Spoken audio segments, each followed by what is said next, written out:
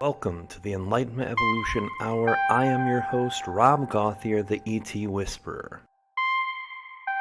The Enlightenment Evolution Hour is a part of the Enlightenment Evolution Network.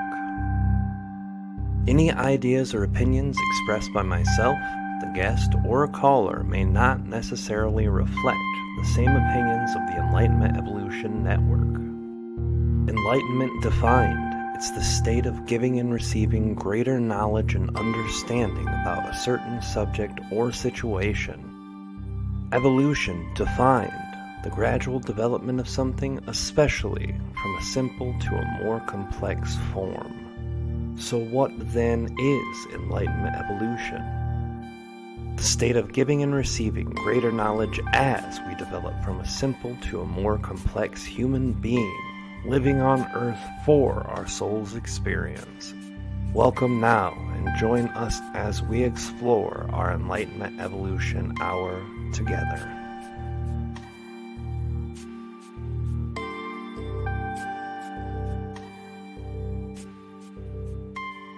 Hey everybody, welcome to the Enlightenment Evolution Hour. I'm your host, Rob Gauthier. As you know, we are here on Wednesday evening, 10 o'clock p.m. Eastern Time. That's 7, that is 6. Oh, no, it is 7 Pacific Time. I'm sorry, I'm used to going at 9.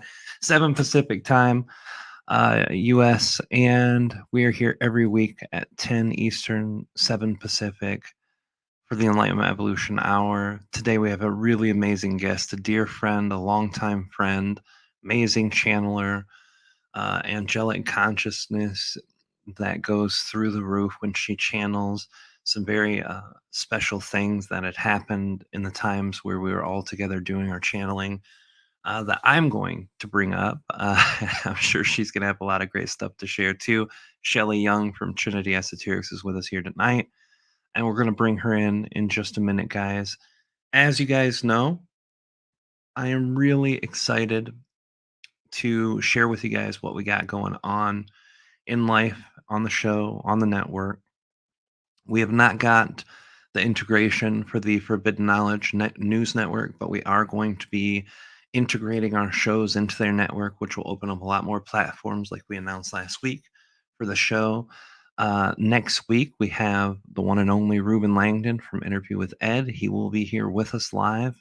The week after that will be Daniel Scranton, another channeler, another friend. He will be here on the 9th of November. On the 16th of November, Michaela Sheldon, another channeler. And some of you who've been frequenting our chat are really looking forward to the Atom Twister. And many of you may not know who he is. He does not share a lot of the insight and information that he has publicly, but he does share his gift in music publicly. And he's an amazing dude with a lot of amazing things to talk about, an amazing story, amazing energy. He will be here on the 23rd of November. On the 30th, we will have Ryder Lee from Raised by Giants podcast. I just did my second interview with him on his show, which was an amazing talk about ETs, about contact, about people who are in our community who always don't have the best interests of other people. We talked about a lot of things, using discernment, loving yourself, putting yourself at the front of your creative energies, trusting your higher self, and working with your guides, all sorts of great stuff we talked about. And when he comes here, we're going to be talking a lot about his story, his perspectives, and so on.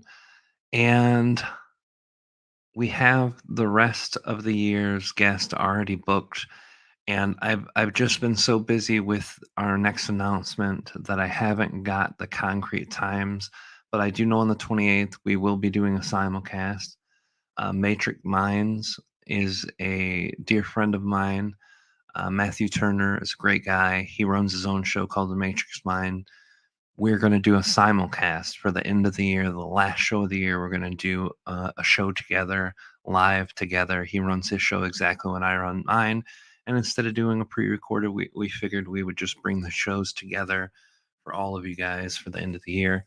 But I will make the announcement for the 7, the 14th, and the 21st coming soon. Now, The network I've already shared with you about, Forbidden Knowledge Network, and we have a few new shows coming. And I shared that with you guys earlier too, so that's not really a big deal. You guys have already heard that. If not, you go back to last week's show. You can hear about that.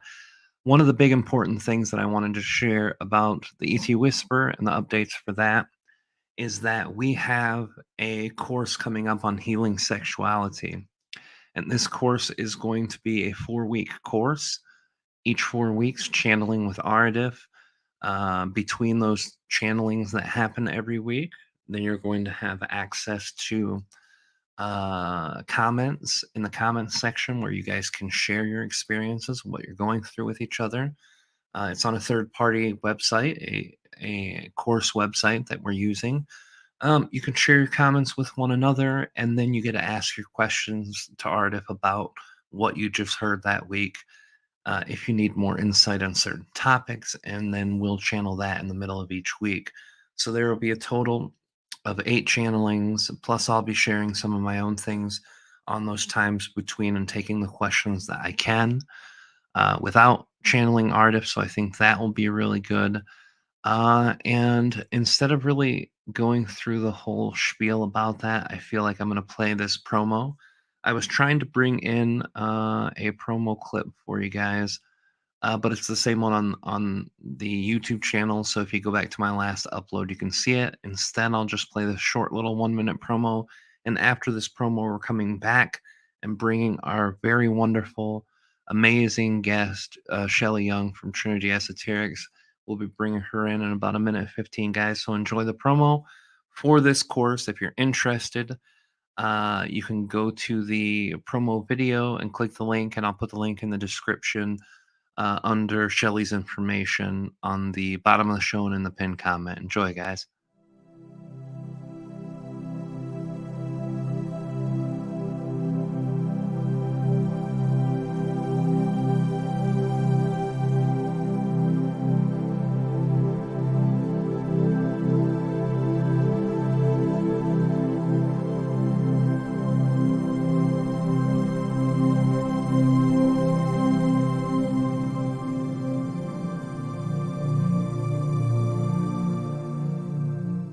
Looking through the construct, the technical attributes of the human sexuality, the energetic mechanics of co-creation, creation, individual understanding, part of the energy fields the human collective consciousness as a singular entity into your collective consciousness. Sexuality affects all beings.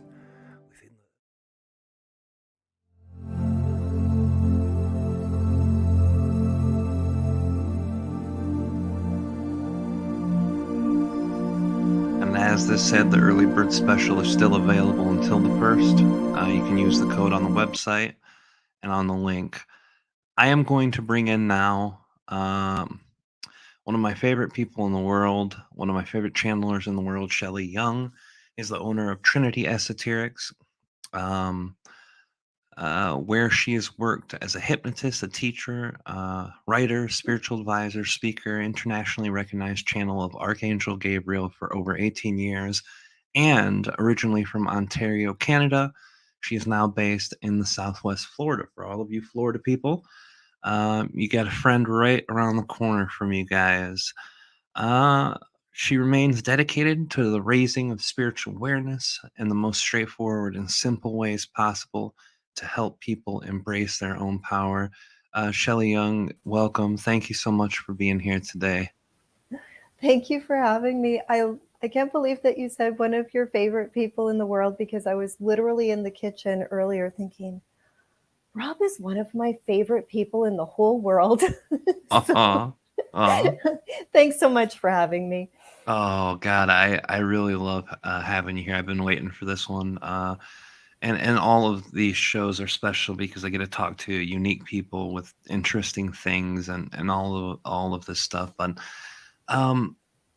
I've known you since 2015. We were putting together the channel panel, and one of our friends suggested you. Me and Kalina had not heard of you at the time. We looked at your channeling and fell in love instantly. We felt the energy behind it. We felt the resonance in our heart, and we really connected well to it. Even though I was very weary of archangel energies, which is a Christian thing from my family growing up, but we I didn't know embraced that. it. Yeah, yeah, it was some like Metatron. I channeled Metatron. And I couldn't channel him for the first multiple years, even though I felt a big energy presence there. And then when I found out who it was, I was like, no, no, I ain't channeling that. As much as ETs are a bit weird for you, the Archangel was weird for me. But you were the first Archangel channeler who I listened to and was like, holy moly, this is just absolutely amazing. So we'll definitely get into all this stuff, but I want to open up with the first question I ask everyone. You have a story. You've talked about your story with me before on our show long ago, before I took my hiatus, and you shared it with other people and shared how you got to be who you are. But I want to know beyond that. I want to understand how you were able in your childhood, your young adulthood, what things in your life opened you to have the possibility to having your story that you have now, the things that molded you into being you, the you that could open to this thing? Such a great question. Yeah, I hesitate to share this. I don't normally share this because my message to everyone is always that anyone can connect with spirit. You don't have to have a lineage of psychics in your family. That doesn't have to be there. But so I hesitate to share that my little Finnish grandmother read tea leaves.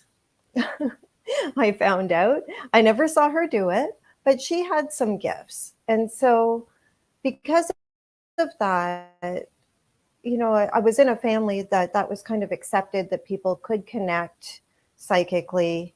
I hear that she read her tea leaves very dramatically. I do have her cup still to this day, but I never got to see her do that. But that was kind of that first building block, I think, that just brought me into a family where that was very accepted. But I think the real thing, believe it or not, is that I grew up in a haunted house. My house was extremely haunted, and it wasn't pleasantly haunted. It was malevolently haunted.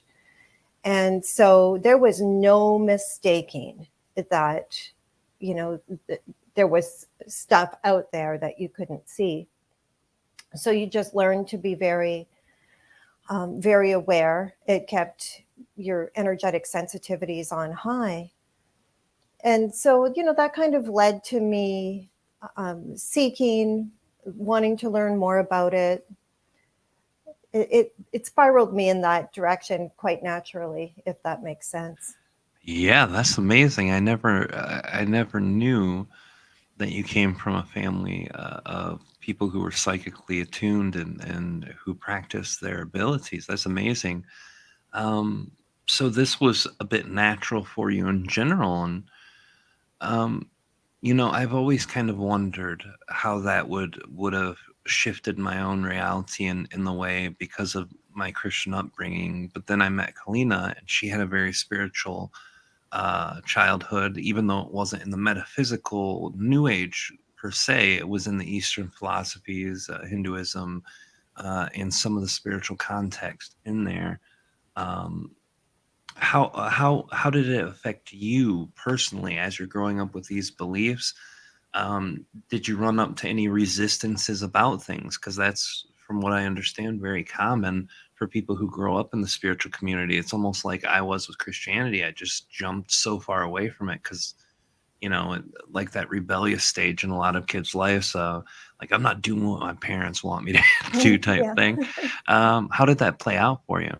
It really didn't. It was just kind of a fact. It was my grandmother lived in Kirkland Lake, which is way up in northern Ontario, way farther north than where I even lived. And I didn't see her a whole lot. So it wasn't that psychic arts were being practiced in my home all the time. It was just a fact that my grandmother had some psychic abilities, and we were just kind of open-minded about it. but nobody really practiced. So there was really nothing to kind of resist against. It was more the haunting of the house where we kept telling, my father in particular, of all these terrifying things that were happening in the house. And he just was really not willing to accept it. So I think my father was the one who was a little bit more in denial about things. And then he kind of landed in, this was his last line on the topic all the time. Well, if it wanted to hurt you, it would have done it already. So that was kind of his take on things. But it was terrifying as a child to live with that angry, scary presence. And surprisingly, that didn't really put me off things. By the time I was in my early 20s, I could read, I could meditate, I could read cards and dice and runes, and it didn't really put me off, which is really interesting. But I was really the only one in the family, other than my grandmother, that really pursued it. My brother has some abilities, but I was the one that really kind of went full bore down that path. So you're the only one who took it on as a complete lifestyle and integrated process then. Exactly. I see. Yeah. Can you share maybe a couple stories of that malevolent exchange? Because a lot of people have a lot of concerns about that. And I don't want to make their concerns worse, but obviously you lived through it and you were made better for it. Yeah. Is there some of that you might share? Things that would happen in the house, you mean? Yeah, anything that Yeah. was kind of scary for you. Yeah, all of it. We had a dog. The basement was really the most terrifying place in the house. And my mother used to make me go downstairs and get something out of the freezer for dinner. And I'd have to go in the basement. And you'd think, well, I'm going to be okay. I'm going to be okay. I'm just going to go down and I'm just going to get this one thing. And you'd try and be cool about it, but you'd always be in a dead run as you were going back up the stairs because you felt so threatened. And so then it got to the point where I would just talk to it and just say, okay, I'm just down here for a second. I've got to get something out of the freezer. I'll get out of your space as fast as I can. That didn't seem to work all that great, but we had a dog that used to stand at the top of the stairs and growl at the basement, and his hackles would be his fur would be standing up on end, and you could not get that dog to go in the basement. You would hear rolling noises that would get so loud that sounded like they came from the attic that you'd have to turn up the TV. That's how loud the house was when it got active. And, so many of my friends growing up had experiences and stories of just things that happened in the house that never should have happened. I remember one of my friends leaving the house one day, and as she opened up the door, she got hit in the face with like a glass full of water, that amount of water. It wasn't raining. It wasn't anything, just getting hit in the face, and there was nothing there. There were so many things that happened. Whoa. Yeah. That's intense. You would hear something coming up the stairs because it was an old home and you could hear the creaking of the stairs, and you would hear something coming up the stairs. My starter husband, my first husband, was a big burly man, and we were staying in the house. My parents had gone to Florida, so we were staying in the house to watch the dog and watch the house. And he felt that malevolent presence come up the stairs and tell him to get out. And he woke me up. I was sleeping. He said, I've got to get out of this house. You've got to get me out of this house. So we got in the car. He made me get up, get dressed, 2:00 in the morning, drive him out of there because he was frantic to get out of the house. And I had to stop the car so that he could vomit. That's how scared he was. Holy, that is very intense. Holy crap! So this was full blown. And did this energy ever get resolved, or did your parents end up staying there lifelong, or how did that play out at the end? Yeah, they did. They stayed there lifelong. I cleared the house. I cleared the house as soon as I had developed enough, skills to be able to do so. So I made a point of clearing the house, and I made sure that I extra cleared the house before we sold it, because I didn't want anyone else going through that. So yes, I think the house ended up being cleared, and not, there's a family living in it now that's very happy and love the house. So I think it ended up with a happy ending. I think the house ended up with a happy ending. That's beautiful. Yeah, see, this is something that's right up my alley, because I started my spiritual journey in a spiritualism church. So I actually went out to houses on calls with people who had these very similar types of problems. And the first real energy exchange or experience that I had with another entity that I could actually feel was a very negative, heavy presence. And it felt really cold. And as I talked to Treb, he said something very interesting about humans who pass on, that some of them on the afterlife are playing out their traumas and just can't heal from it. And some of them try to pull their energy into the physical system more, because they're almost addicted to the physical system so much. And that's why we feel cold when we feel entities around or see blackness. They're using like thermal energy. When you feel the cold, they're using heat. And when you're seeing the black figure go by, they're using actual UV light, and trying to take that physical energy and make themselves more physical. So it's a very intense thing, and definitely had direct experience. But then to live like that for a long period of time, that would be rough. I'm glad it had a good ending, though. Yeah. Thank you for sharing that too. A lot of people in the chat very, very excited to hear that too. So thank you. You're welcome. One of the things, though, that I think was really wonderful, and I find this so amazing. I think you'll enjoy this, Rob. I was up in Northern Ontario. So where I lived was about 4 hours north of Toronto by car. And, so the spiritual supports way back then, we didn't have the internet, we were kind of not isolated. It was a major city of about 100,000 people. But, there wasn't it wasn't a big thriving spiritual community by any stretch in the 80s. And there was a channel there, believe it or not. And he was a hard rock miner. That's where he came from. So, lived that hard life. I'm from a mining town. And he left his job as a miner to be a full-time channel. Wow. And his name was Mel Brand. He taught me how to meditate.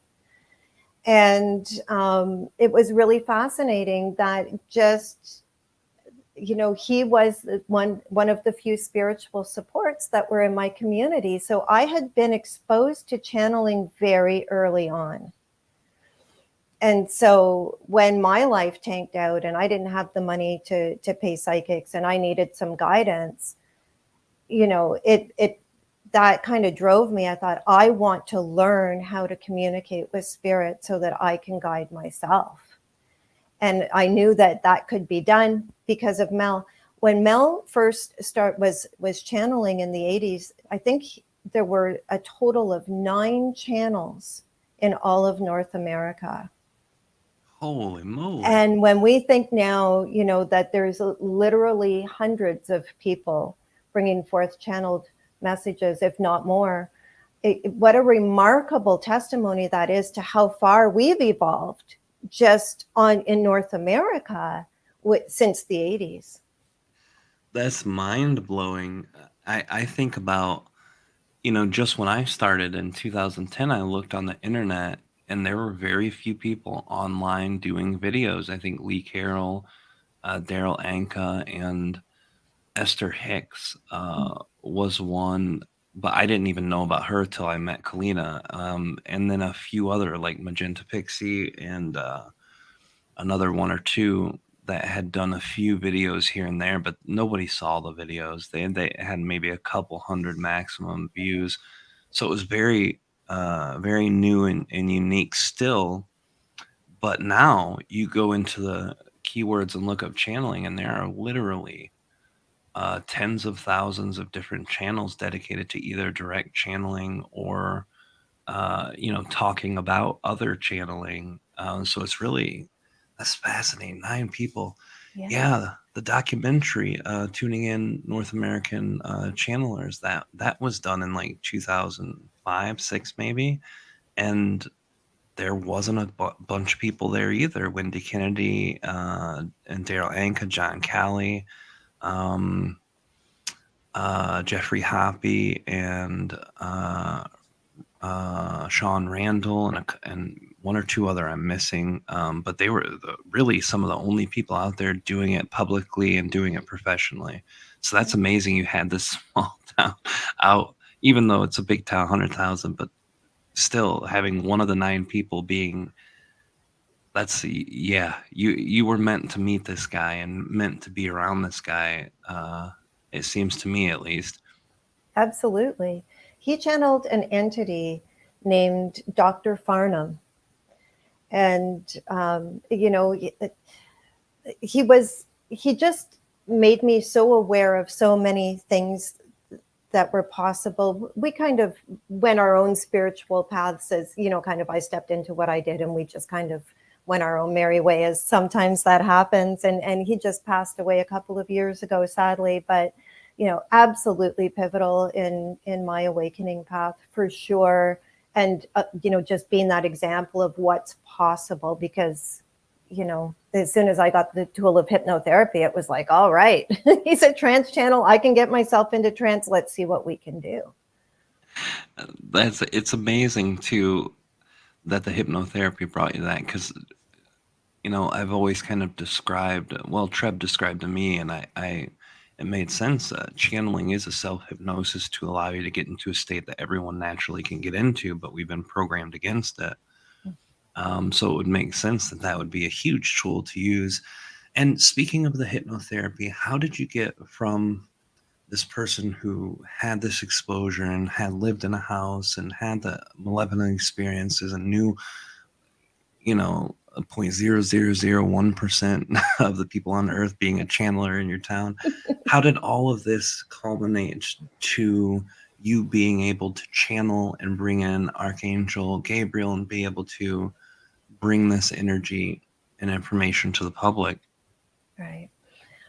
I had always sought out psychic advice throughout my life, just to help me navigate life. And then in 2003, my life tanked out so spectacularly, where everything that could go wrong really did over, a 3-month span of time.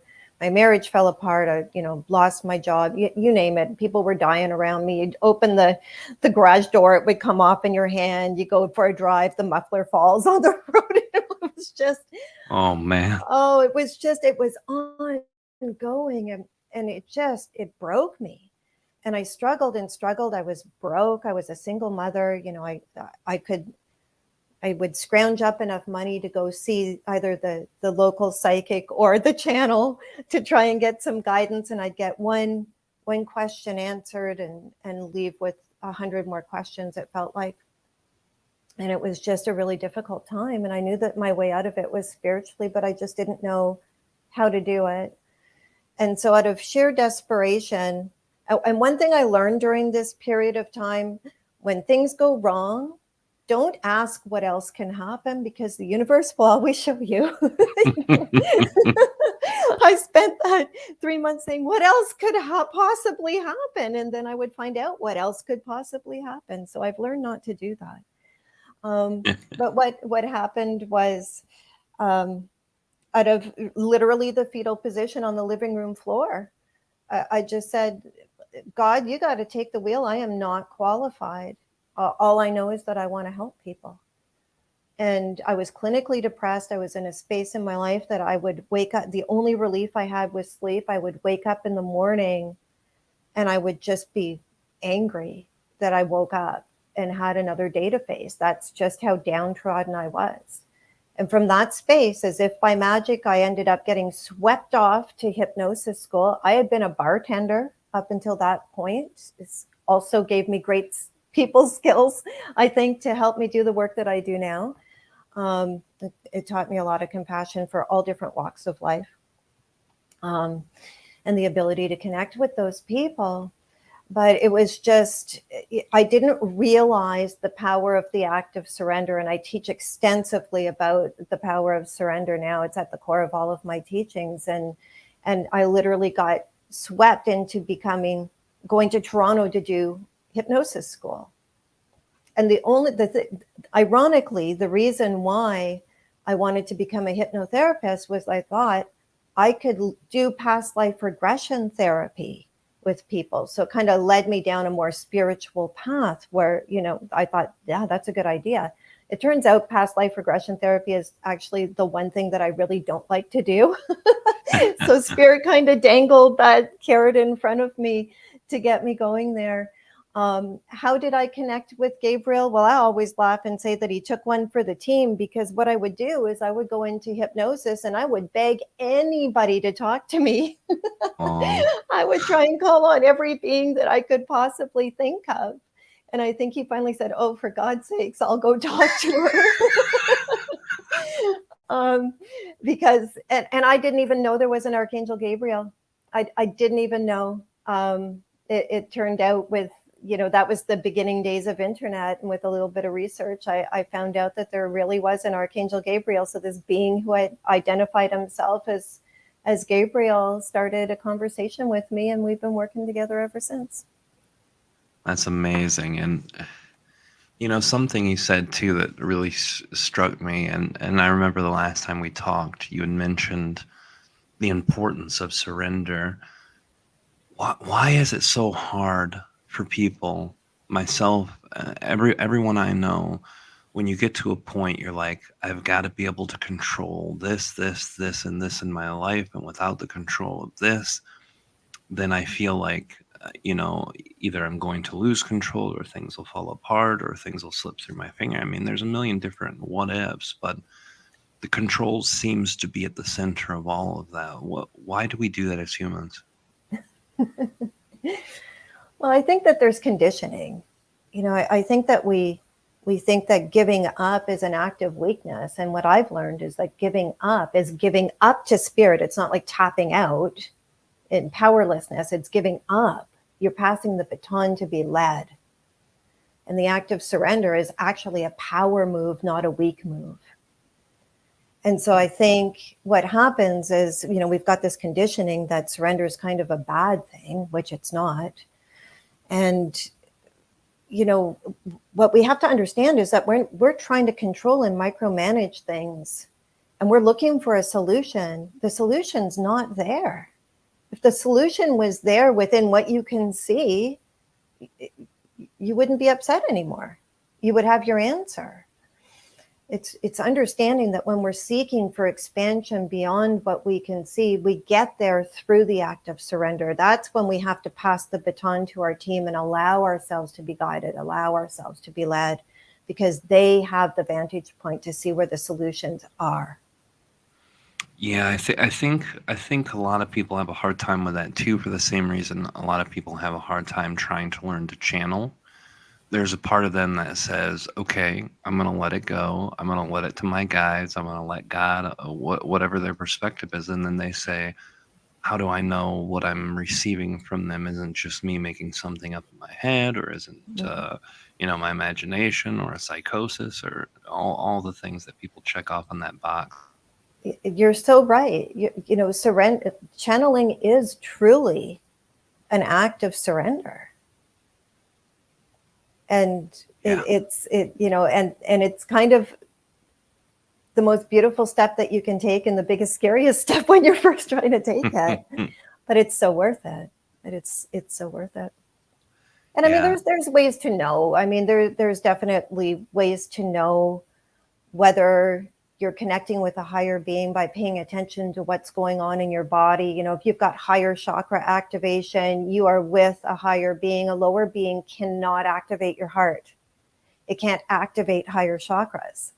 So if you know that there's actually physical things that can happen within your body, you can use your body as a barometer to know whether you're connecting with a being that you really want to connect with.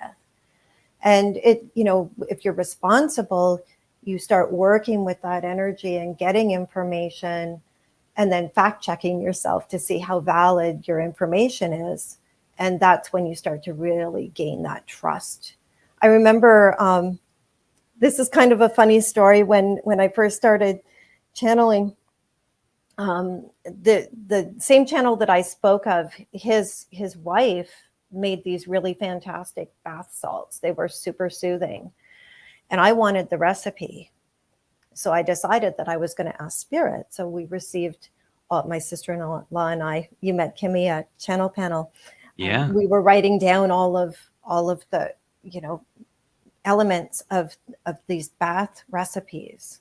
And it sounded crazy. Things, we were getting told things that we'd never heard of before, like devil's claw. That doesn't sound like it's a real thing, but it's an herb. But if you've never heard of it, that does not sound like a real thing. So we would write everything down on a piece of paper and go to the health food store and look at the big wall of herbs. And sure enough, they were real. And that's when we started recognizing, okay, now we're on to something. We're getting information that we can fact check, that we can see is valid. And so, I think all of us, I'm pushed to the back and I hear the information coming through, and there's me in the back going, holy cow, I'm really doing it. I still do that to this day. I don't know if you get that, Rob, but I always get an amazement that I can still do this. It's never old. Yeah, for me, I'm way out of the way, like so much so where I'm spending my time with Treb while everyone else is having their own chat. And I think I have to do that to get to my channeling because of my issue. I wouldn't say I have a control issue, because I don't when it comes to channeling. I know that I'm in good hands with Treb and Aridif and the rest, but I think my mental body would be too activated during it. I would probably end up stopping my channeling and be like, "What? Oh, hold on. What did you just say?" Stuff like that. So, yeah, I go way out. But there is this common denominator of trust. Regardless, you have to be able to trust yourself to be able to let it come through, and you have to trust the higher self or the guides or whoever's working on that other end. With you to do that too, and that's one of the bigger problems. And I think it's in the same vein, with letting go. It's just you have to be willing to try it, and just to give away your inhibitions and say, let's do it. And for me, I think the thing I see that bothers people the most about trying to get really going is that part where you say, well, what about the information? Some of the information I know, some of it I don't. And working with galactic beings is a bit different too. Some of the universal information is hard to check up on. So they'll say, I got a image of another planet. Well, you can't drive to the planet, but the other things you can. If they say, hey, you should try doing this when you're having a problem, with your anxiety, and you try it and it works, then it's good. You know what I mean? It's applicable and usable, and that's a good way to fact check. But I really like how you shared that. So let's go from that point, and let's go to the Archangel Gabriel energy that you shared. I remember one of the most powerful moments in both days in our 2015 channel panel, which for you guys can check that out on the Conscious Awareness Network, or the Conscious Awakening Network, which I've shared extensively, and it's in the community tab and all the socials. But you can check that out there or on YouTube for free. And Shelly is in, I believe you're in day 2, right? Yes, I think I was. Yeah. Okay. So check out day 2.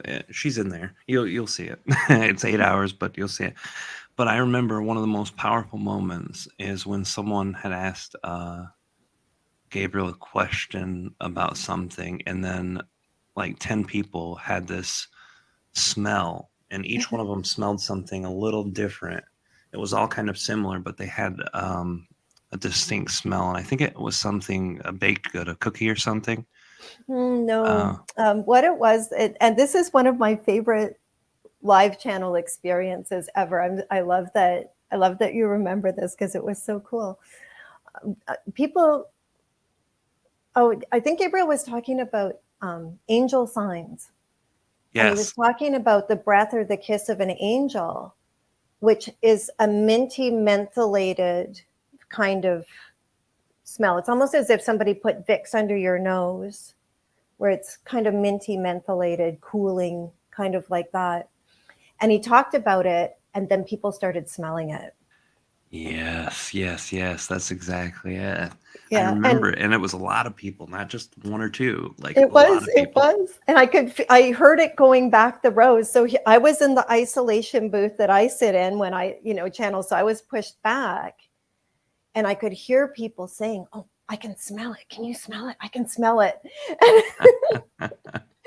That was really cool. That was really, really cool. It was amazing, and I remember after that, a lot of people had come up and they were like, "I'm so thankful, I got an opera." Some of the people that were there had already been aware of your work for some time, and others were brand new, but all of them who experienced that were just super psyched. It's like, "Oh my God, I gotta spend more time looking at her work and channeling stuff."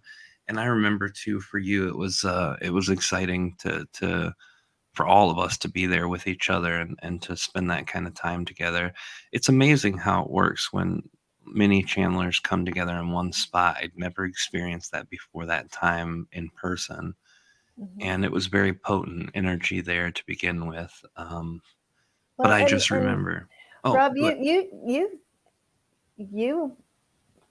I have no doubt that God put me in front of you because I was in a really rough spot with my career. And I don't know if you remember, we had that conversation in the green room, and I just had a really tough time with something that I had done. And I was really feeling, I wasn't sure that, it was the right thing for me. And I was really kind of going through that crisis. And it was just such an amazing experience to be a channel panel. And that conversation that we had in that green room, you put me right back on the path again. I remember that very well. It was one of my fondest moments from that time too. Being able to know that what we were doing together was helpful for you in your personal life too, because um, that was a really rough time for me and Kalina. Also, my dad ended up passing a few months after we got back, and he got really sick when we got home. And the memories of that and the excitement about that kind of kept us going through that time. Yeah, so it was a very, very special part, and you were a big part of that too. Um, and almost all the people who were there that day, I still stay in contact with, um, and really appreciate having as a part of my life beyond just the information and energy that they share, but as people. It's one of the most amazing groups that I've ever had a chance to be around. So it was something special for us too. Yeah. And So it was a really special time. But Spirit likes to do crazy things sometimes when I channel. I will tell you that I have a spirit communication course that I teach, and I can't tell you how many times I've taught that class. And on the angel class, a feather will fall from the ceiling. And it's like just a little tiny feather. It looks like a little down feather. Sometimes there's more than one, sometimes there's two or three. And it's just, we're on the topic of the angels, and people look, is that a feather? No, that's not a feather. It's happened multiple times. So fun.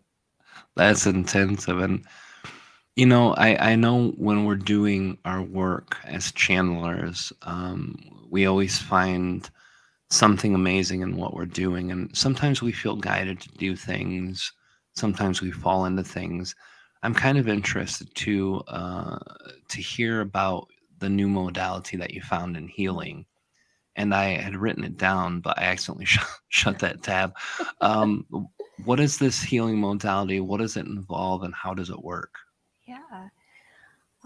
So in the early days of my work, I would just kind of birth a new thing. So my spirit communication course and the divine combination of surrender, faith, flow, and trust, that's really at the core of all of my teachings.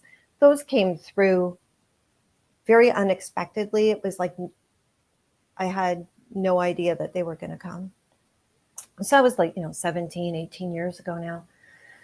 And then since then, every time I have a program to write, I always know the topic long ahead of time, and little bits and pieces of it start dropping in, and I run and write it down on little pieces of paper all over my house as I write them down as soon as I get them, notes in my phone, wherever I am.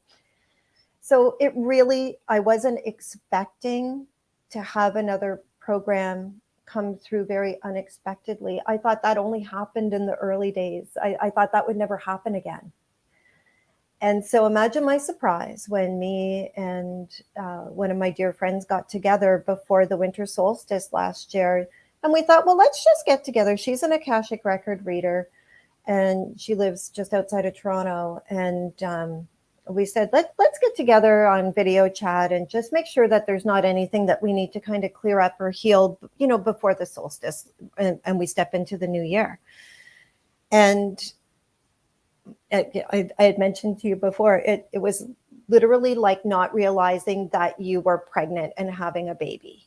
It just happened. This entire system came flooding through me, this incredible healing system.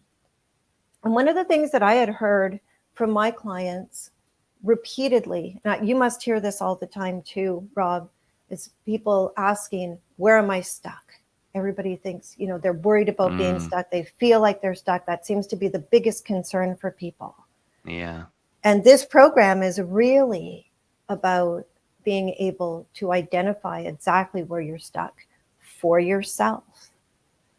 It's traveling within your own soul. So it's called Journeying into the New, and it's an entire process where you journey within to your own personal temple of knowledge, where you receive the information of where you're blocked, which almost invariably is not where you think you're blocked, by the way. It's always something else that makes so much sense once you see it. That's how it tends to work, isn't it? Something in left field somewhere. Well, because if you knew what it was, usually it's something that you can shift. But sometimes we do have ongoing issues that we haven't been able to shift. But it's exactly what you need to hear.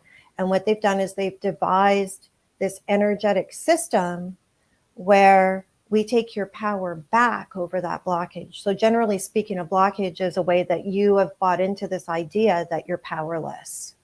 And so this is an empowerment system, and there are very specific steps that we go through to completely neutralize that old wound or that old blockage so that you can take your power back over that theme. And then there's multiple energy healing reintegration steps that we take. So it's healed from every direction. This lifetime, past lifetimes, conditioning, belief systems, you name it, it tackles it. And it does it so beautifully and so concisely that when you're done, we work together until such a time as you literally feel the energy leaves your body. You feel that it's gone. You feel the relief. You feel the expansion. You feel your heart expand. And once it's that's healed, powerful. Oh, it is. It's blowing my mind, because of course I didn't write this. I just received it. So, and I played a lot with it before I kind of brought it to the public, because I wanted to make sure, of course, that it works well and what it does and what it can do and all of that stuff. And so when I sat down to write my program about it, I looked back through all of the journeys that I had done, and they were so energetically cleared that many of them I didn't even remember that I had. I went back through my notebook and I'm like, oh yeah, I had that. That's how gone it is. And so it's really this beautiful system, this beautiful tool that people can have in their toolbox so that you can, again, it's right back to my original goal, get your own information, guide yourself. This will help you do that. This is almost an indicator for me what good channeling, good teaching, good metaphysics is in general. where you're not being told what to do or how to do through the whole thing. You're told that until you can get it done yourself, until you picked up the baton and learned how to run the rest of the way. Because you know, a lot of people do energy healing, you know, like chakra cleansings, things like this, and that can be really helpful, especially when you're down hard, when you're going through a lot of resistance. But it helps clear that energy up, maybe for, you know, a day, a week, a month, a year. But then you're going to have the same repeating emotional distresses that caused it in the first place. Yeah. And then you're stuck back at ground one. You don't have the tools to go past that again. Yeah. So for me, this is something that's really important, really beautiful. It's what, you know, it's what made me fall in love with Treb all the way, instead of just the, you know, 80% how much I loved him initially when I heard him say, you know, your higher self is where the information is best at, because you know yourself better than anyone else, even the best, smartest being in the whole universe. That's where to go. That's how I knew it was like perfect. You know, this is what we all need, and we need to learn how to tap into that. So what are some of the things that you see most common in these resistances in people that you've worked with? Like, what's going on in life in general, in the collective you're with, that you've had to help them get through? A huge theme for a lot of people is having had gifts in other lifetimes where they were punished for them, or you know, it didn't work out well for them. So or that they knew things and people didn't listen. That's a big one. You know, every wound that you can think of that, you know, I've seen in my clients, you know, abandonment, all, you know, gifts that they have had before, but they don't want to touch now because they're afraid of them. I've had people get pregnant who have been trying for, you know, I have one client who's in her 40s, got pregnant. She'd been trying for years, got pregnant because she was able to clear what that blockage was. Wow. I've had people quit drinking with no trouble at all, something that they couldn't do because we were able to clear what that stumbling block was. And I mean, of course, for everybody, it's different. I have a dear friend who's really not comfortable as a human. She's, you know, she's a very high vibrational being, and she really doesn't care much for the earth plane. So it's always a little bit of a struggle for her to be a human, to be in the body. And, you know, her go-to was kind of always like, she wanted to be out of the body. She wanted to be out of the body. And we've journeyed, and now she's comfortable in the body for the first time in her entire life. That's amazing. That's truly a testament. I know a lot of people who star seeds or higher consciousnesses that just dabbled in the physical realm down in our lowest dimension, and really, really don't like being here. You know, unfortunately, a lot of people who fit those categories, star seeds or angelic consciousnesses incarnating whatever the non-physical or the less physical coming down here, a lot of the time it ends in suicides, drug overdoses, lifelong depression, and dependency problems on multiple levels. So it's truly a testament.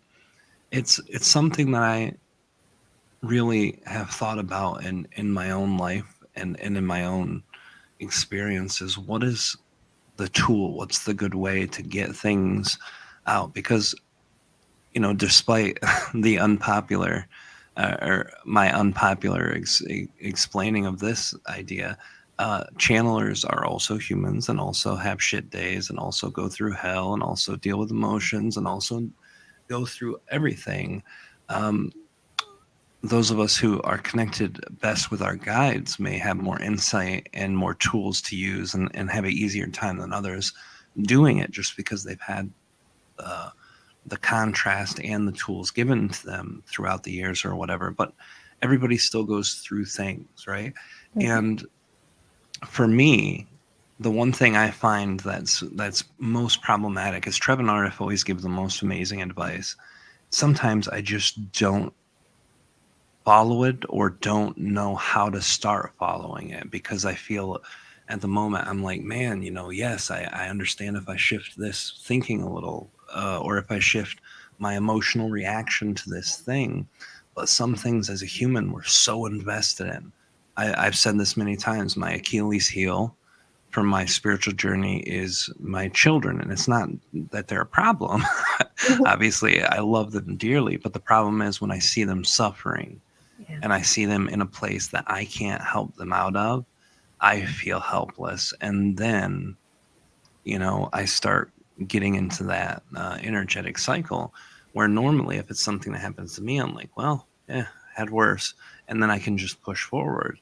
But Yeah. when you see someone you really love suffering and they don't have the tools or don't want to use the tools, or for the children's sake, don't understand the nature of the tools, um, it's been my thing. So to find a system that actually gives you a pathway to find the starting point, I think that's huge.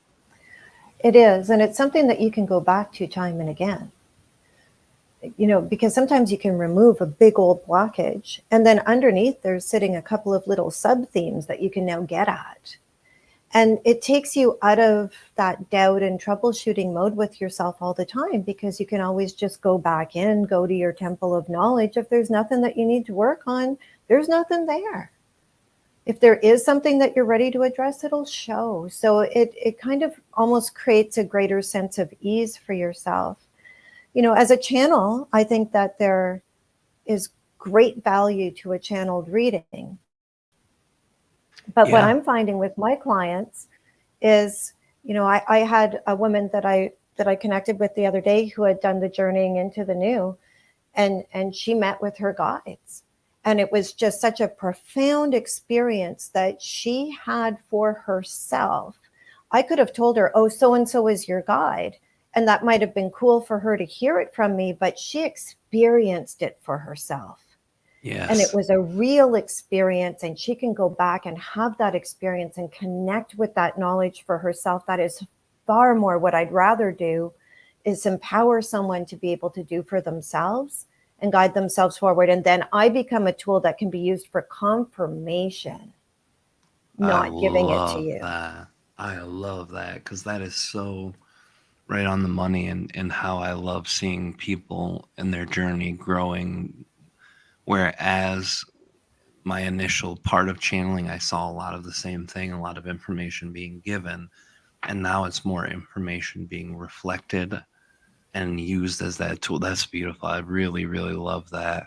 I think that's always the best way to go. The personal experience, the personal work, the personal energy, and using the tools that you have there through the channelers and through the psychics and through others to kind of say, hey, this is what I'm perceiving.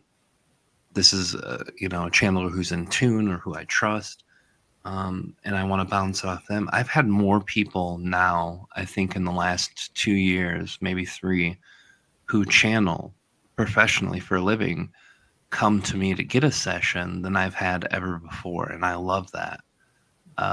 They're perceiving that energy and bouncing it off the perspectives of other guides, and seeing how fit theirs is to their own synchronicities and to their own perspectives too. So I love that. And giving that tool to do it time and time again is something that's great. I mean, Aridif and Treb have shared the 10-step, and that's really an amazing tool. But I think it's more for heavy mental situations as much as it is, for rebuilding belief systems. But sometimes the emotional stuff, when you're dealing with a mentally heavy energy like myself, the emotional problems are the ones that are hard to navigate or to get started, because I consider myself pretty emotionally intelligent guy. I'm in touch with my heart, and I'm in touch with my emotional energy. But when there's that problem that's centered all around emotion, that's where it really gets messy. Have you noticed too? In the last few years, we've kind of seen the world go a little crazy, right? And everything's up in the air, and people with politics and viruses and all these different things that have just blown people's mind away or back or off. It's really created an energy that feels, for most people, chaotic, insane. I've heard these words used a lot. what do you feel is happening on that level there, the energy behind all of these shifts and changes that you see? Mm. I think that these are unprecedented times. I think that we're everyone's being exposed to energies that we haven't been exposed to before. You know, Gabriel tells me that, you know, the energies that we're in right now, if we would have, you know, been exposed to them, you know, even a year or two ago, it probably would have killed us. We wouldn't have had the ability to integrate it. So, I mean, these are big times, and the awakening process is not usually a very smooth or pretty one, or at least mine certainly wasn't. So, No, you that's know, I've tried, I'm finding that there's more, it seems that it's very divisive, but I think that there's more commonality than we realize. You know, I think that a lot of people fell down the rabbit hole into a lot of conspiracy theories. I think that that teaches us discernment. Gabriel was telling me that conspiracy theories are actually the first step of the Enlightenment process, where people start seeking different information that's in front of their face. And so when I can look at it, the people are just in these different varying steps of their own awakening process, I realize that we're kind of all on the same team. One thing that, you know, I wanted to share this story with you. I hope I can tell it without crying, because it moved me so deeply, and I kind of cry every time I tell it. So if I get teary, you know, I might take you down with me, but I could use a good cry. So as you know, I was affected by the hurricane. We were right in the path of the hurricane, so we were in that storm for, you know, think of the worst storm that you've ever been in your entire life, and we were in it for about 9 hours. And you know, just surviving a hurricane is only step one. The energy of a hurricane, my gosh, the energetic clearing that comes from that, I mean, it's just remarkable. So you're kind of dealing with, you know, the energy shift that you've gone through in your own body, and you're feeling just a little bit tender because you're kind of traumatized from what you've come through, because wow. And then, you know, you come out of your house and everything in your world is completely different. And so it's very kind of survival mode, and you're having a really super human experience despite all of your spiritual tools. And one of the things that's moved me the most has been the people that have shown up to be boots on the ground service. And I think what happens a lot of times when we're spiritual teachers or really dedicated to our spiritual path, we kind of have this idea that we're making more of a difference, or we're a little bit more advanced maybe, or further along the journey than perhaps other people. And I will tell you that people showed up to be the true servants that were just remarkable. The church on our corner had people that they were giving out assistance in a myriad of ways. And I went down there, and they weren't able to help me. I had a tree down that I needed some help with, and they weren't able to help me with that. But I ended up on their work orders anyways. And I'm sure that this was very divinely orchestrated. So these two beautiful men, one was a pastor and the other one was a missionary. And, you know, these are traditional Christian Baptist people that I don't really interact with all that much, being, you know, in the spiritual community, you know, the New Age community. We don't always cross paths. Sometimes we're not even welcome, or we're distrustful of each other, let's say. Yeah.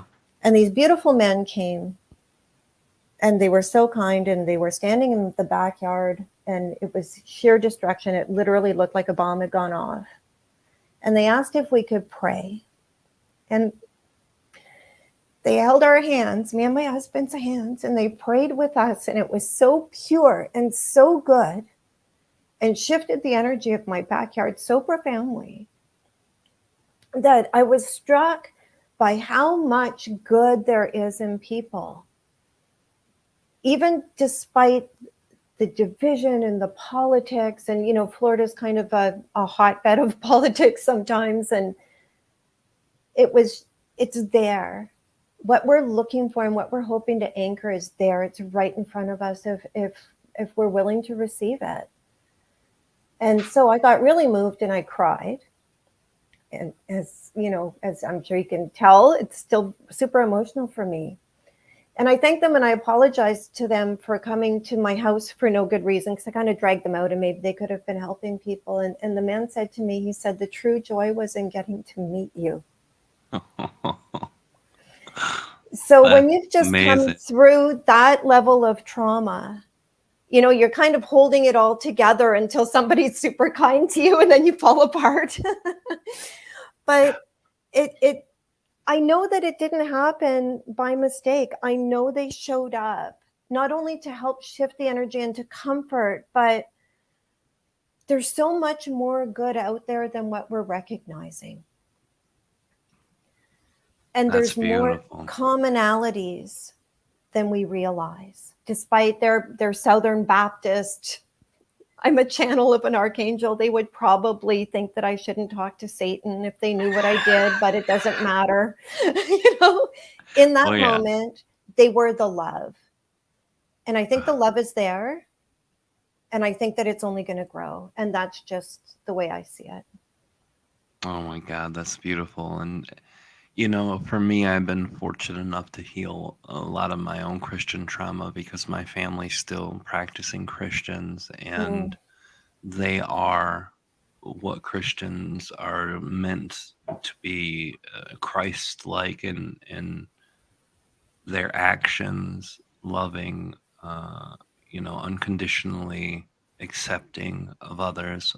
I thought I was going to have a fight with my mom and dad when I told them what I did for a living, because I did it for years without them really. All they knew is I did things on the internet. That's it. Really? And, they didn't know? You had to come out of the spiritual closet to your parents? I did. They knew I had some weird beliefs and that I had been getting very eccentric with my beliefs and that I was going to a weird church. But that's about all I really shared with them, because I knew that level of my mom's sphere especially. And my dad's more pragmatic, but he's also, hey, be careful for your soul type thing. And it was like, oh my God. But I was living with him because I was going through divorce, and the court set up where whoever had my son had to stay in the house because of his special equipment and because of his condition and the medical supplies. So whoever was, and then during the 3 days that we weren't there, we had to go somewhere else, my parents' house. And at that point, I had just started professionally channeling. So I was like, okay, guys, I need to have a chat with you. Every night between this time and this time, I'm going to have to use your computer room. I'm going to have quiet. I'm going to have to use the internet, blah, blah, blah. And then I explained it. They're like, huh. And they didn't say much. They were just like, okay. And then after they heard Treb talking, with Treb, it's really hard to be mad at Treb. They're just like, my mom's like, that is so crazy, so amazing, and so adorable. My sister instantly, my youngest sister, she's the most chill out of everybody when it comes to that. And she's just like, oh, Treb is so cool. So it all worked out. But Kalina moving here had a lot of trauma, and she talked about it when we did the show, and she had got shot in that by her Christian neighbors because she was a Satan worshiping, demon spawn because of her beliefs. Right. And her moving here helped her transmute a lot of that too, because around here, 99% of the Christians are like, do what you need to do. We'll do what we do. I hope your soul's okay. But, and it's just been really, really great. And I love that you shared that story, because this is something I was trying to share in the heat of the politics and the viruses and all that stuff. People are disowning. Like, I had a real good friend, someone I knew for many years, someone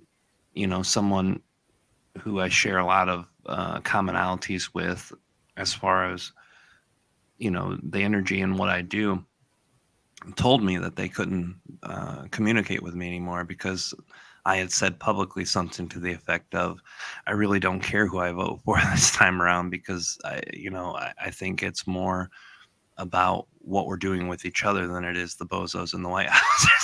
And she didn't take that very well. And, it is what it is. My whole point was, we're fighting, and all the people here who want the harder laws to protect people from the virus, and the people who want their freedom, they all want the same thing. They want to be safe, they want to be free, they want to have a happy life. They just believe differently in how to get there. I agree. And the people who are malevolent, you know them, because they're in your face telling you that you know, do what I tell you, or you're gonna get your ass kicked or get shot or whatever the case is. So I love stories like this, because the common thing, the bond, I don't care what that bond is. If we can bring more people together instead of apart in this time of heavy division, it's worth it. Like, I almost did a backflip when I saw Trump supporters and Black Lives Matters working together to do something right after all the craziness was happening. They were marching down the same street. Even though the cause was loved by half the people and hated by the other half, they were still together. And I was like, I love this, every minute of it. It was a beautiful thing. When it came, I was really reluctant. I never want to put out anything that adds to the division.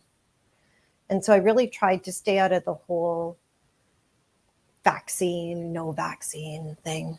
And, but I got asked about it so many times. And Gabriel had the most perfect answer for everything. And what he said was, whenever you make a choice, it is imperative that you connect with what will bring you more expansion and more freedom. And that is your answer. So for some people, not getting vaccinated gave them more expansion and freedom. For other people, they got more expansion and freedom from getting vaccinated. Exactly. And so I just thought that was such a great answer and so simple. It makes so much sense that what gives one person freedom and expansion might not give another person freedom and expansion. And that's okay. Yeah, because it really comes down to a perspective, and the way we feel and the way we interact with everything is got a lot of the answer in it. I was getting similar guidance from Treb and Aridif about things. Are you taking your action from a place of fear, or are you taking it from a place of love? And those are really the only two choices. If you fear that if you don't take it, you can't do this, or if you do take it, you're going to die, or if you fear you won't have freedom, or you'll kill someone else if you don't, whatever that fear is, it's not going to be a great motivator to take it. If you're doing it because, hey, I'm not going to take it because I feel like it could hurt me and I love myself, or hey, I'm going to take it because I want to protect the people around me, that comes from love. Mm-hmm. So the answer is always, what's the reason you're doing this? And whether you're doing it or not, the answer is perfect, as long as you're not putting yourself through the hell ringer mentally and emotionally. Right. And it's so hard to talk about those things at the time we talked about it, because it was just so crazy. And but I tried to talk as much as I could to tell people, these people across the aisle from you are not your enemies. And to me, I'm jaded when it comes to politics in general. So I used to be like, hey, politicians would rather you fight than tell them to do their job. And that didn't help a lot either. That was just my own shit. But I think really where we're at, I think it's a fascinating place where we are as a society, because we're slowly starting to figure out that there is no one size fits all answer for everybody. Mm. And with this bombardment of information that we get exposed to every single day, it's teaching us to connect with our own truth and to develop the skill of discernment, and to understand that what my truth is might not be your truth. And I think that ultimately that will do good things for our society. Absolutely. Oh, absolutely. For me, every aspect of understanding yourself and your experience more is going to be an enlightening, expansive thing. You know, I never really shared what my choice was with the vaccination, but when I look at it, every decision I made was thought about deeply, was connected with deeply, and still to this day, I don't regret my decision at all.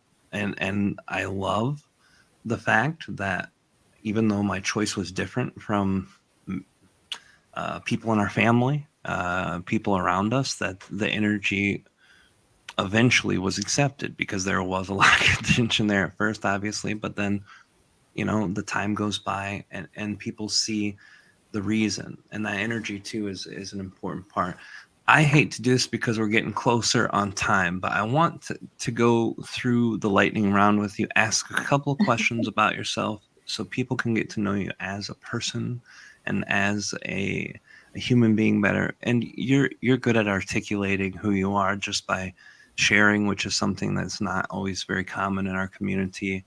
You know, you kind of wear yourself out to the front as much as any human can, and I think that's one of the parts of the reasons I love you. But for people who are just tuning into your energy the first time, I really want to get them to see the human side. Now, if I ask a question and you don't have an answer or you don't want to answer, you can always pass. Okay. But these are pretty benevolent questions. So, Okay. all right. The first one always. What is your favorite color? Blue. Oh, blue. That's a good one. A lot of people like blue too. Ocean colors. I'm really big on ocean colors right now. So blues and Ooh. greens, like the oceany colors. Normally I go in a different direction, but since we're talking about oceans, Mm. when you go outside just to enjoy the beauty of the place, what's your favorite place in the world that you enjoyed being in nature because of the stunning beauty of it? My favorite place in the world. Well, I'm going to give you three because I can't choose just one. That's One good. Yeah. one is Englewood Beach. I love going to Englewood Beach. It's on the Gulf of Mexico.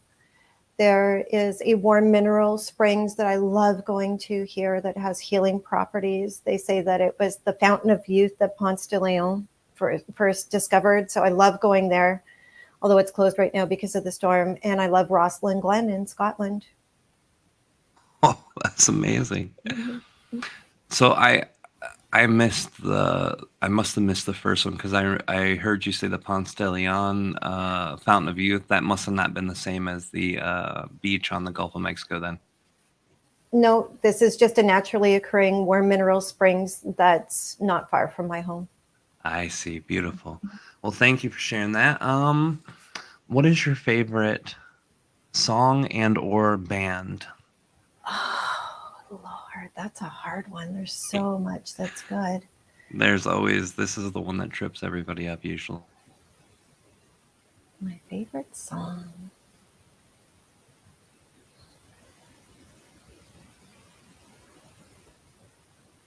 Okay, this is gonna. The one there's a few that'll make me drive around, until the song ends. But this is going to be so random. But "One" by Metallica is probably my favorite song. Oh, And that's a great song. probably my favorite band is probably Guns N' Roses. Oh, It's a man. throwback to the glory days, right? The 80s glory days. So, Yes, so much yes on all of that yeah. because I've got Guns N' Roses loaded up on Jeremy's playlist for the music he listens to, and a lot of the early stuff too. Paradise City and Yeah. oh god, that's a good one. Yeah, great. What is your favorite food?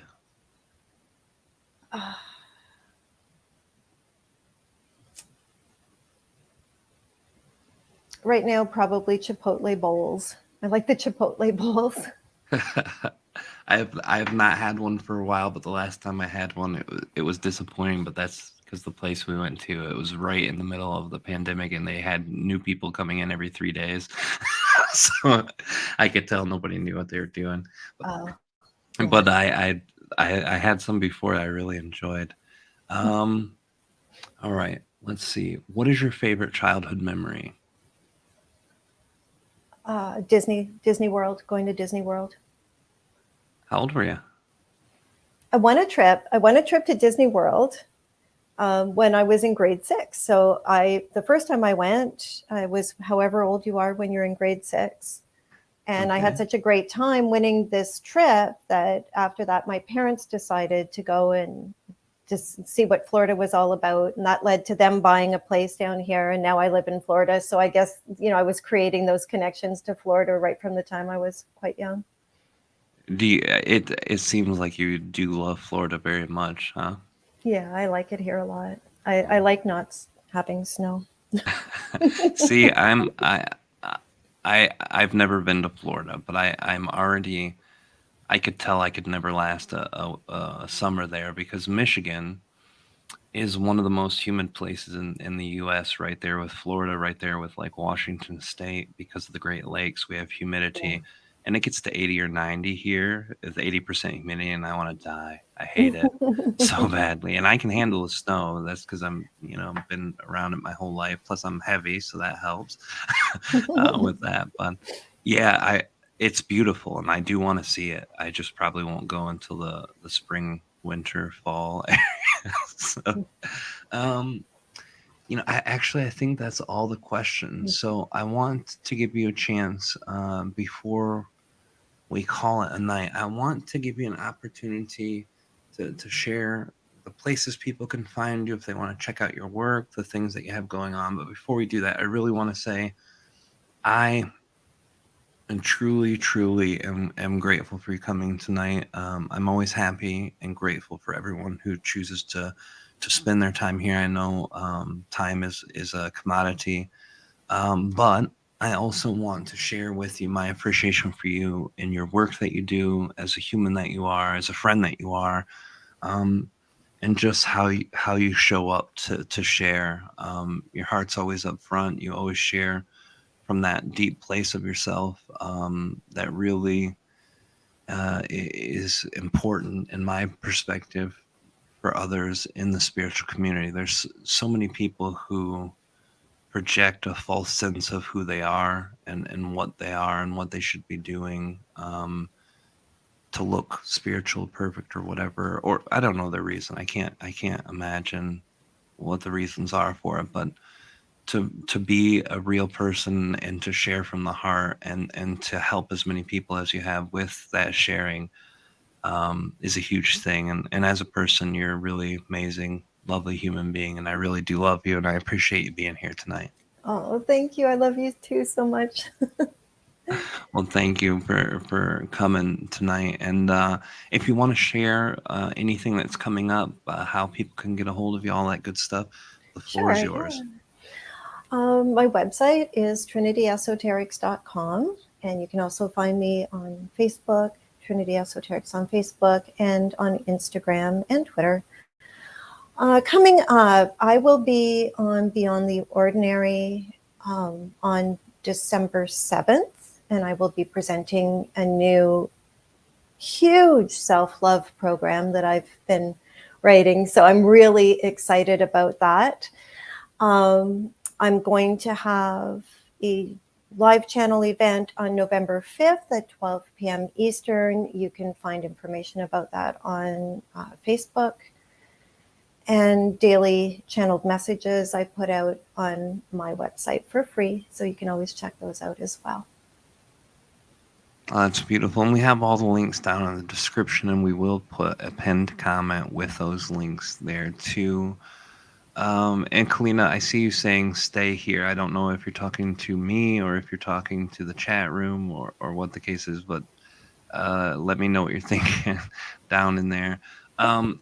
And this new modality of healing that you've been working on, do you do that frequently? Do you do that every month, every week? So that's available in 3 different ways. So it is available as a self-study course that you can lead yourself through.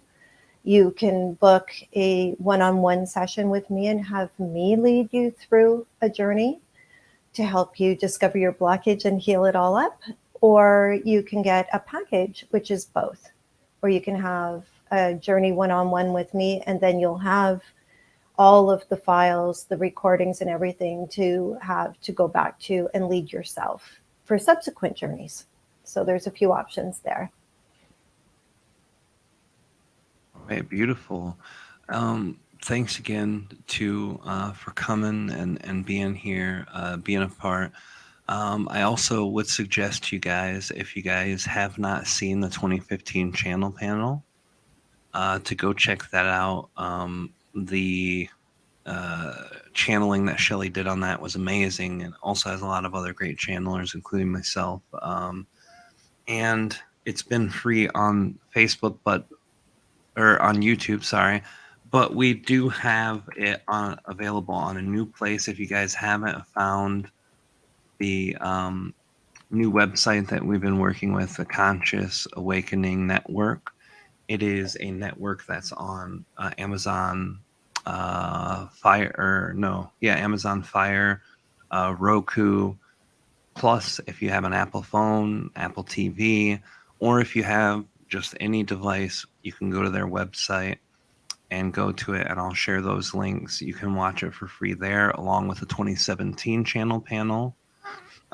Excuse me. And it's the only place you can watch the 2017 channel panel for free. So go there, check it out. It's a really great network. It's got dozens of creators there. Spiritual network. I always say it's like a free Gaia TV. So it's an amazing place. They're just starting, and the support that they've seen have been real amazing. But you can look it up through the apps or go to the website itself. We'll make that available to you guys. Go watch Shelley's channeling on that. If you guys enjoyed our conversation tonight, it's really amazing. Thank you again, Shelley. I appreciate you being here.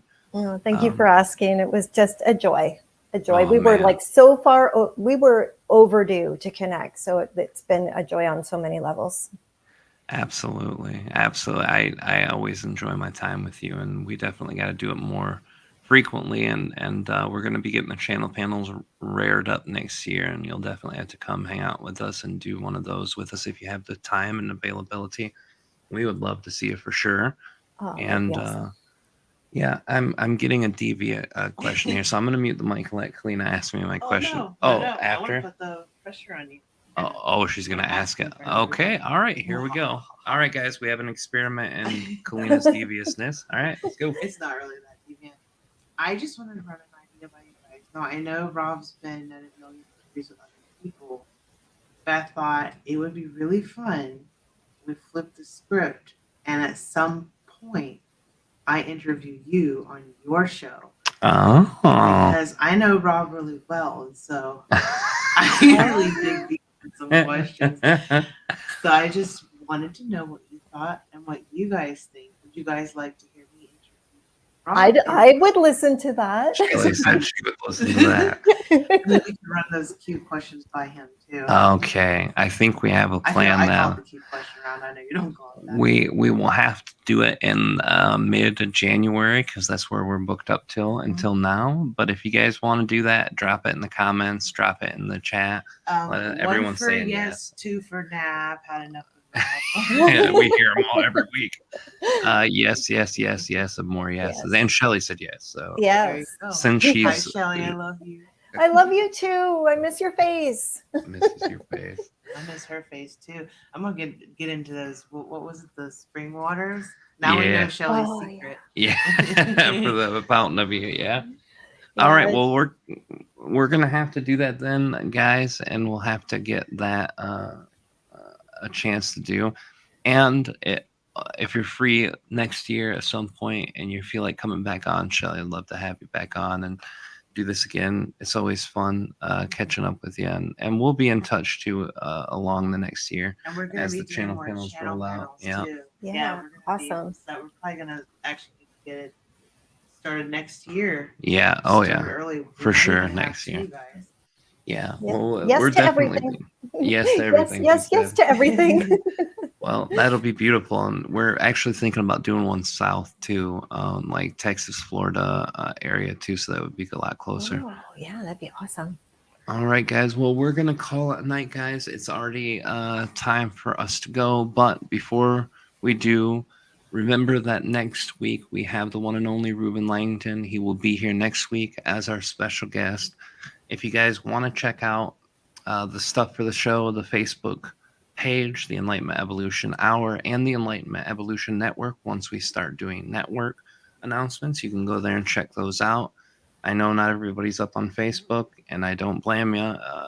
It's definitely shifted a lot lately, but we're going to be expanding out to the Forbidden Knowledge News Network, and we'll be available then on a ton of platforms. And for those of you who are interested in the course of sexuality and healing sexuality, the Ancient Pleiadian Perspective from Aridif, we'll drop that link down there too. You guys can check that out. That'll be November 1st. If you can't make it live, it doesn't matter. You have lifetime access to it. So go check that out. And we have the discount code that we'll put in there too. It's 20% off until November 1st. And after that, it'll go back to full price. Thank you guys for being here. We appreciate all of your support. The chat was on fire tonight. A lot of love, a lot of great energy. Thank you all for being here tonight, sharing your perspectives, your energy. I love all of you guys so much. And I thank you guys for being a part of our journey, and we're glad to be a part of yours. We will see you next week, 10 o'clock p.m. Eastern Time, that's 7 Pacific, on the Enlightenment Evolution Hour. As your host, Rob Gauthier, I say good night, and I'll see you guys on the other side. See you next week. Love you guys.